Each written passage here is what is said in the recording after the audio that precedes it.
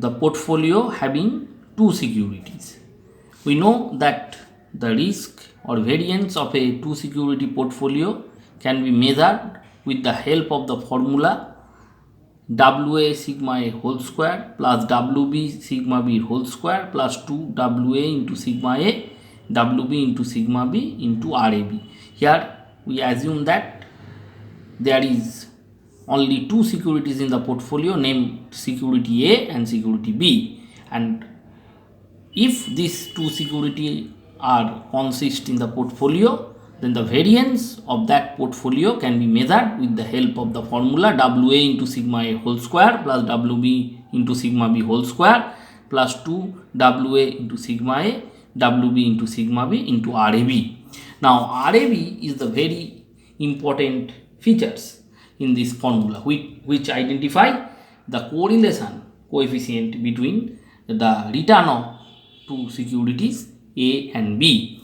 Now the correlation coefficient, we know that it is a relative measure of risk, where correlation coefficient is defined as COV AB divided by sigma A into sigma B. That is, in denominator there is total risk if one hold security A and security B individually, but in the numerator we have the covariance, which defines that if the risk that is associated for holding security A and B together. So in the numerator there is risk for holding security A and B together, which is defined by COV AB, and in denominator there is total risk if one hold security A and security B separately.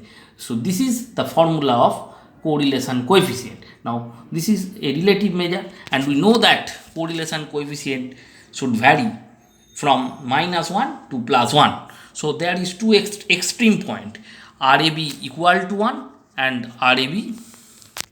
There is two extreme point where RAB equal to 1 and RAB equal to -1. RAB always varies from -1 to +1. So where RAB equal to 1, this is referred as case 1. Where RAB equal to -1, this is referred as case 2.